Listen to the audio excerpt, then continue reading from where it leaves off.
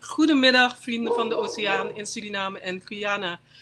Good afternoon, friends of the ocean in Suriname and Guyana. I'm going to continue in English because I don't want it to make it too difficult for our Guyanese friends. And I don't want to take up too much time switching back and forth between Dutch and English. So before anything else, I would like to welcome everybody to this beautiful World Ocean Day, the 8th of June. It's beautiful weather, and we have a very nice program for you. Before I give a short introduction, I would like to remind you of some rules, some basic rules, and some things that you can do on this platform. So there's a chat on the right-hand side of your screen. There you can meet other people. You can use the ampersand and their name and then greet them. You will then see that somebody has sent you a chat, like a personal one. You can also just chat without doing the ampersand. If you want to see your own messages that you've been receiving, there will be a red dot next to your name, and just click on it so you can see all the messages. And so feel free to move around on the platform. On the left, there's a number of icons. The reception, you just came in through the reception. Then the stage, that's where we now is live.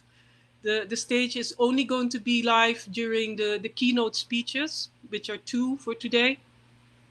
Then we will have sessions, interactive sessions. So you just go into that. If you like to, you can meet other people. So you go to networking and just wait to be matched with somebody else. It's really exciting. And we will start, the booths will open after the first speaker. So then you can go to the expo and have interactive, some of the booths have interactive sessions. Dr. Moore, our keynote speaker, for example, she's going to be in her booth at certain moments during the breaks. Okay, so with regard to the chat, of course, be kind, be polite, respect each other. If you don't follow these rules, we will have to remove your profile. So just to give you a heads up. Then I will now share a very short PowerPoint presentation with you and give over to my colleague. But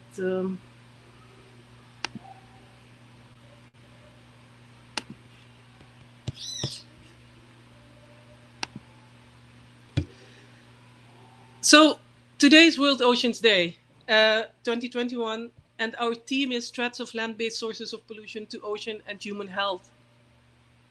And as you can see, by engaging in this event, we are actually helping 4 SDGs, Sustainable Development Goals.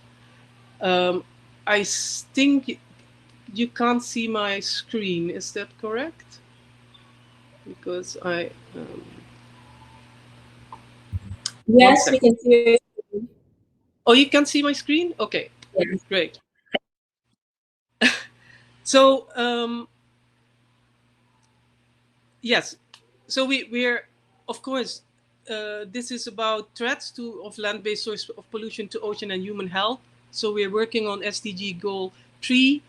Also, we're talking about how our rivers are polluting the ocean. So we're working also on clean water and sanitation. Of course, this is about the ocean. So we're working on life below water. And then, of course, this is done in partnership, not just with our Guyana friends from the policy platform, but also with other partners. So, first of all, I would like to thank the 3 organizing partners, of course, the Policy Forum, Guyana, and WWF. I would like to also thank our sponsors and donors. We are very happy to have their support for this important event and this important theme. And then, of course, we have 13 exposition partners. And so really take your time in our breaks to go and visit the expos. It's really interesting. There are several very interesting topics that you can explore and get to know some of the people involved, both in Suriname and Guyana, in taking better care of our environment and reducing and preventing land-based sources of pollution. I would also like to thank our speakers. We have 3 wonderful speakers. Dr. Tiara Moore, I'm going to say a little bit more about her when I announce her. Dr. Maya Troost and Dr. Maureen Lichtveld. Then we have our amazing youth panel. I'm really happy that we can present this youth panel to you. And of course, I have to thank my own team and the volunteers that helped us with setting up this event. So there's a lot of publications these past 2 years. Actually, a lot of publications came out, and the most recent is this particular one. It is about that more than 1,000 rivers account for 80% of global riverine plastic emissions into the ocean. And as you can see, both the Guyanas are also, in this. If you look at the lowest graph, you see that we are in there. We are not white, so we are contributing also to land-based sources of pollution and polluting our oceans. So it is really, I'm not going to go a lot into this because that's why we have our speakers. They will address all these issues that we are facing, that our ocean is facing. And always really important is that we can take actions. And so for Suriname specifically, and it may be that Mike from Policy Platform also will have a call to action to you, is go to this website and ask the Surinamese government to take measures so that we can have our rivers without scallions and without polluting our streams, and so for better health. So this is the call to action for Suriname, and I hope that Mike will have a similar type of call to action.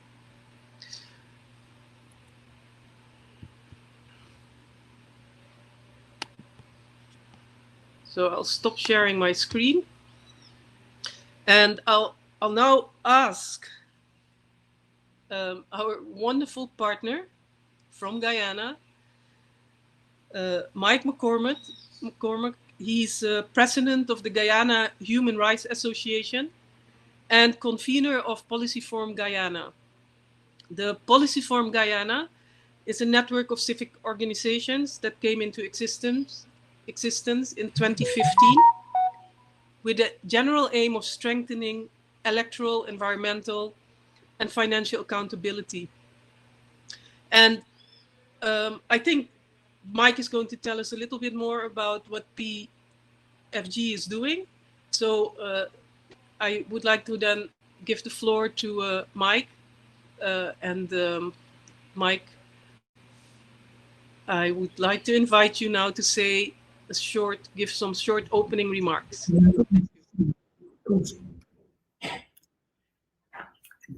Good afternoon, everyone, and thank you, Monique, for the introduction. Indeed, there are many thanks due to Monique for the organizing of this event.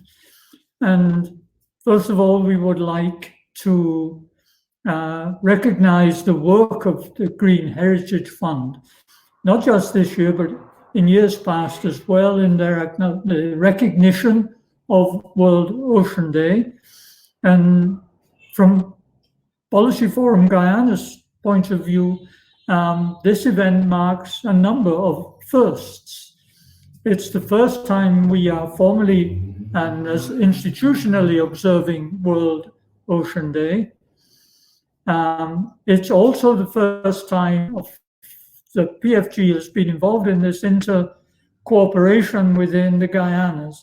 And we are particularly happy that Monique took this initiative because closer collaboration between the Guyanas, I think, is not only in all of our own interests, it's absolutely vital for the physical survival of this part of Latin South America. So that for the first time we are collaborating with the Green Heritage Fund, but I hope it is the beginning of a cooperation that will evolve into a more systematic and forceful arrangement. It's also the first time that we have been able to invite Dr. Maya Trotz and Mr. Mark Ram from the Caribbean Youth and Environment Network into the activities that the Policy Forum is associated with. So we're very particularly happy to have them on board.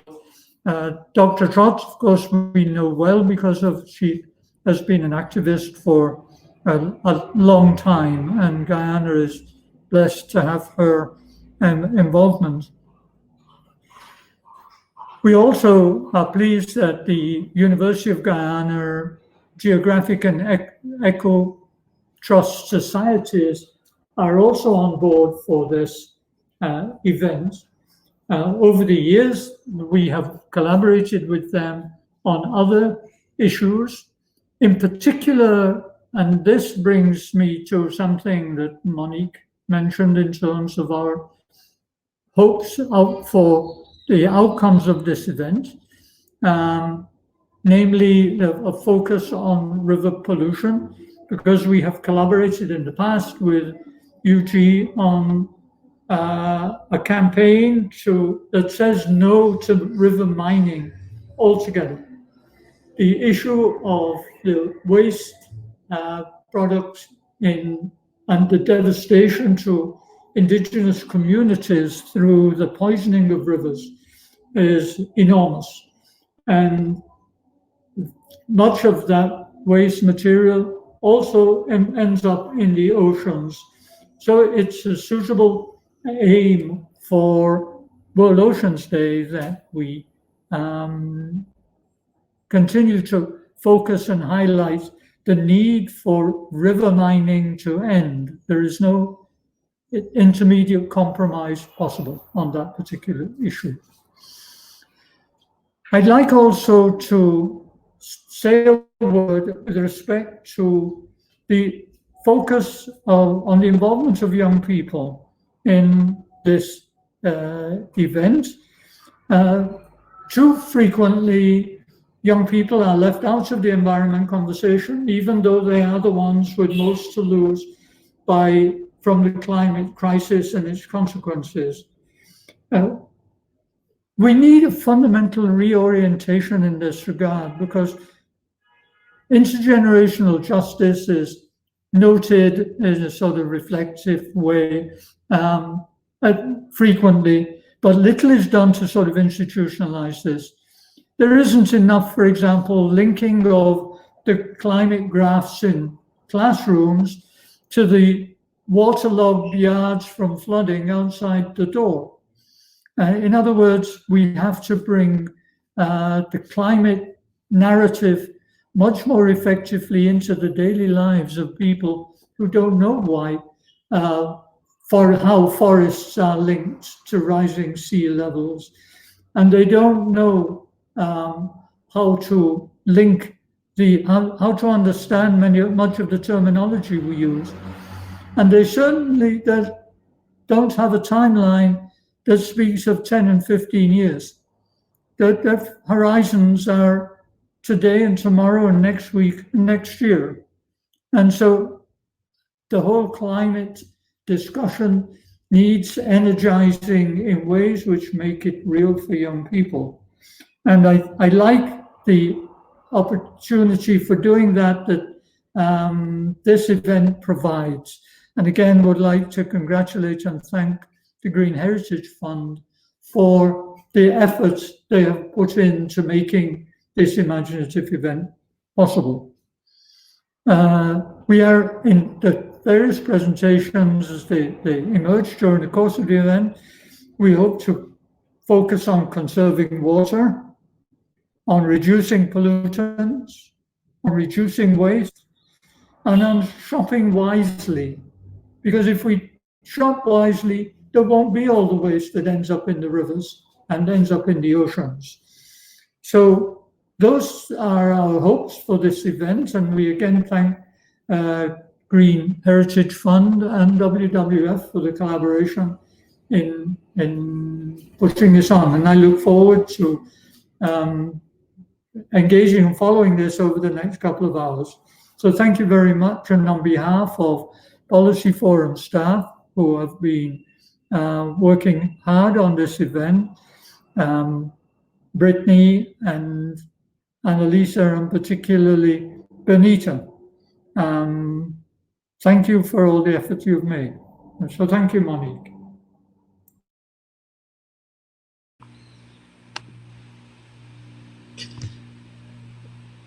Thank you, Mike, for your very kind words. We are also looking forward to continued engagement with Policy Forum. So yes, we definitely are looking forward to working with you going forward on, especially, of course, ocean-related and coastal zone management-related issues, which are where we are mostly working.